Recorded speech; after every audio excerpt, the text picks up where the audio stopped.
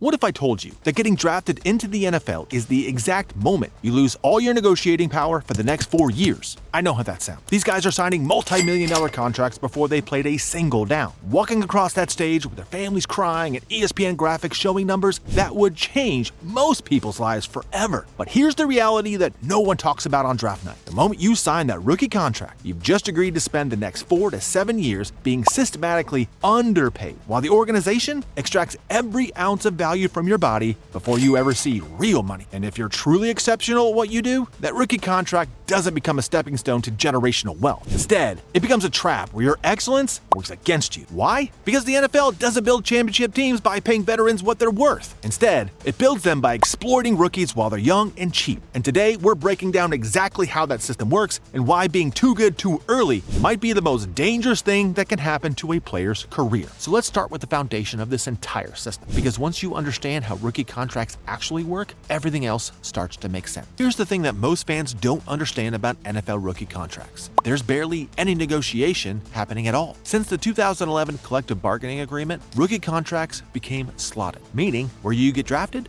essentially determines what you get paid. There's a wage scale. First overall pick gets X amount. 10th overall pick gets Y amount. It's all predetermined. You might negotiate offset language, maybe some guaranteed money structure, but the actual dollar amount, that's locked in before you even shake the commissioner's hand. Sam Bradford was the last quarterback to sign one of those massive pre-wage scale deals. 6 years, $78 million with $50 million guaranteed before he played a single NFL snap. Teams looked at contracts like that and said, never again. And the 2011 CBA made sure it wouldn't happen. Now, the first overall pick in 2023, Bryce Young, signed a 4-year deal worth about $37 million. Still great money, don't get me wrong, but it's less than half what Bradford got. And this is over a decade later. The system was redesigned so teams win first and players have to fall in line. The NFL calls it cost control. Players call it waiting their turn. And here's the kick. If you're a first-round pick, your team gets a 5th-year option, meaning after your 4-year rookie deal is up, the team can unilaterally decide to keep you for 1 more year at a predetermined salary. You don't negotiate it. You don't have a choice. They just exercise the option. So when people talk about rookie contracts, understand this. You're not negotiating. You're accepting terms. But that's just the structure. The real nightmare begins when you're actually good at football. Because here's the paradox that defines the modern NFL. The better you perform on your rookie contract,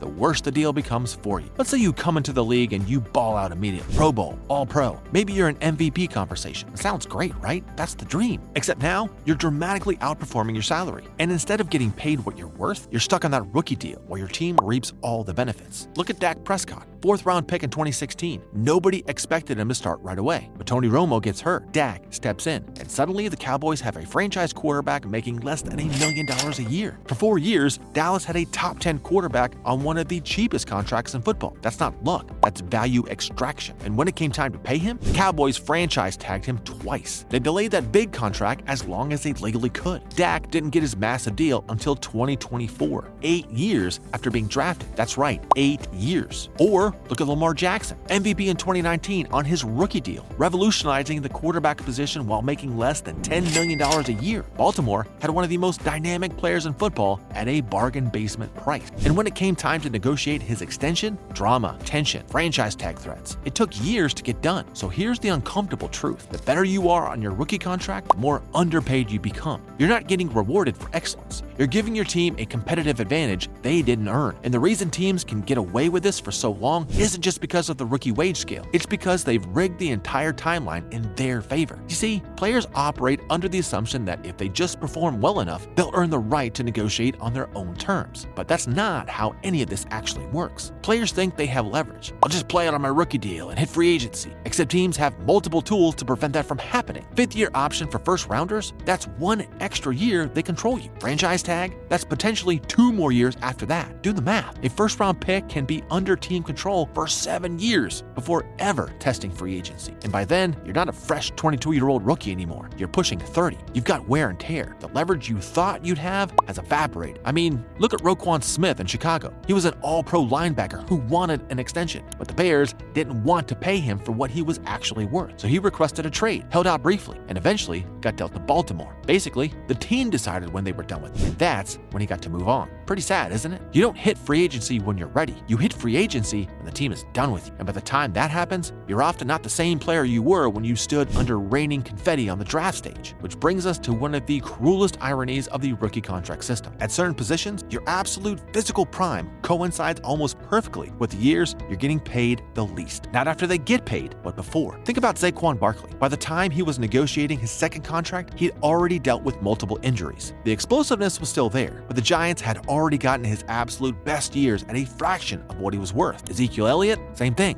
Dominant his first 3 years. Led the league in rushing as a rookie, but by the time his second contract kicked in, the wear was showing. Jonathan Taylor went through his own contract drama in Indianapolis. Rushed for over 1,800 yards in 2021, made All-Pro, but when it came time to get paid, the Colts hesitated. Why? Because they'd already gotten his peak production on the rookie deal. This isn't unique to running backs either, but it's the most obvious there. The position has a shelf life, and that shelf life often overlaps perfectly the rookie contract window. And once teams realize they've extracted your peak years at minimum cost, they've got a simple calculation to make. Pay you based on what you now deserve, or move on to someone younger and cheaper. This is where the system reveals its most ruthless feature. At certain positions, rookie contracts make players completely replaceable. At certain positions, rookie contracts make players almost disposable. Because if it doesn't work out, just draft another one. The Cardinals drafted Josh Rosen 10th overall in 2018. 1 year later, they drafted Kyler Murray 1st overall. Rosen was gone, just like that. The Steelers let Le'Veon Bell walk in free agency after refusing to pay him what he wanted. Everyone said Pittsburgh would suffer without him. You know what happened? They drafted Najee Harris and kept it moving. The production